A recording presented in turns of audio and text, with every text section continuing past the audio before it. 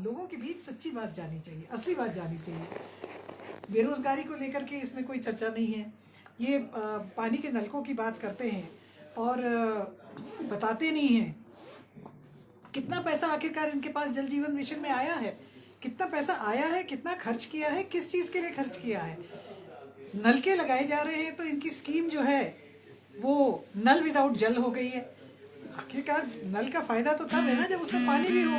Sources जो है, resource जो है वो ऑगमेंट हुए नहीं हैं। इसी तरह से अगर आप पंचायती राज में देखें तो लोगों को घर नहीं मिल रहे हैं। मुख्यमंत्री योजना, प्रधानमंत्री योजना, घर नहीं मिल रहे हैं। लोग जो गरीब लोग हैं, विशेष करके अभी बर्फ़ पड़ी है, इससे पहले बारिश बहुत ज़ोरदार हुई थी, तो लोगों का नुकसान बहुत हुआ है, लोगों को राहत नहीं मिल रही है, बेरोजगारी बढ़ती जाए। महिलाएं परेशान हैं कि गैस का सिलेंडर आज 1000 रुपये छू रहा है। आप सरसों का तेल देखें, बाज़ार में 200, कहीं 225 है, कहीं 235 है, कहीं तो 250 तक रुपए है। वो डिपेंड करता है कि कितनी दूरी है।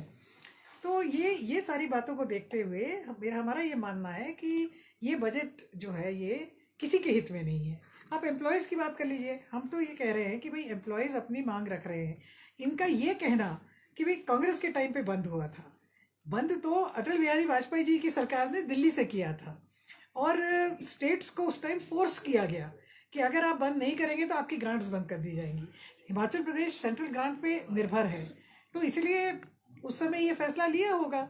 मगर फैसले जो हैं अगर गलत हो जाए तो सुधारे भी जा सकते हैं, इसमें कोई बहुत बड़ी बात नहीं है। और मैं समझती हूँ कि जो रास्ता अशोक गहलोत जी ने दिखाया है राजस्थान में, उस रास्ते पे अब हिमाचल सरकार को भी चलना चाहिए।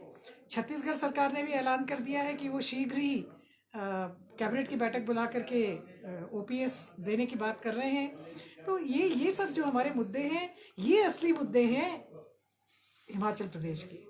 इनको लेकर के इस डॉक्यूमेंट में, इस दस्तावेज में कुछ भी नहीं था, तो नेचुरली इसका विरोध तो होना ही है। कर्मचारियों को लेकर किस तरह से देखते हैं आप, जो एक अधिसूचना कल निकली है और मुख्यमंत्री ने कहा है कि आंदोलन अगर करेंगे तो बख्शा नहीं जाएगा। देखिए, मैं तो विधानसभा के अंदर भी इस बात को कहा कि बजाय इसके कि कर्मचारियों की मांग को संवेदनशील तरीके से देखा जाए, मुख्यमंत्री ने पहले मीडिया के जरिए से डराने धमकाने का प्रयास किया। अब तो 3 पन्ने की चिट्ठी निकाल के डरा रहे हैं और धमका रहे हैं। क्या आप अपने ही कर्मचारियों को और अपने ही जो आपके अधिकारी कर्मचारी हैं, आप उन्हीं को डराओगे, धमकाओगे, तो काम किससे लोगे? ये प्रदेश पे काम कौन करेगा? मैं नहीं समझती हूँ कि ये सही बात है। ये ऑर्डर इनको इमीडिएटली विड्रॉ करना चाहिए और ओपीएस तो इनको दे ही देना चाहिए। मुख्यमंत्री कह रहे हैं कि कांग्रेस जो है मुद्दा बना रही है ओपीएस को, कांग्रेस के इशारे पर ही आंदोलन हो रहे हैं, इस तरह का उन्होंने कहा है। कांग्रेस ने पहले क्यों नहीं ओपीएस बहाल की? कांग्रेस ने नहीं की क्योंकि कांग्रेस की सरकार नहीं है। जिसकी सरकार है वो बहाल करेगा। कांग्रेस की जहां सरकार है, राजस्थान में बहाल हो गया है, छत्तीसगढ़ में तैयारी है। हम ये कह रहे हैं कि किसी गलती को सुधारने में या मानने में बड़प्पन होता है, कोई आदमी छोटा नहीं हो जाता। गलती हुई थी हमारे, अगर हमारी सरकार ने उस वक्त वाजपेयी जी के प्रेशर में आकर के ओपीएस को हटा करके और एनपीएस को लागू किया, तो उसको सही करना, गलती को सही करना भी तो सरकार का ही, मैं कहती हूँ कि सरकार का दायित्व है और सरकार को करना चाहिए। और जहाँ तक आंदोलनों की बात है, कोई किसी को आंदोलन के लिए प्रेरित नहीं करता है। जो प्रताड़ित होता है वो आंदोलन करता है।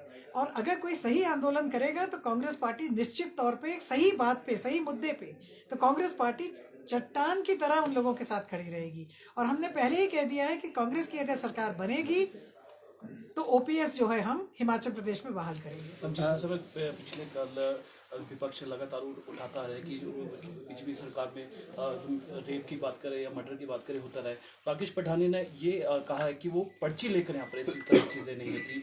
तो किस तरह से आप देखते हैं उस चीज़ को? देखिए, राकेश पठानिया जी ने इस तरह की हल्की बात कही, मैं नहीं समझती उन्होंने किस परिप्रेक्ष्य पे कही और क्यों कही कि पर्ची लेकर के रेप की बात की कहाँ से चर्चा आ गई।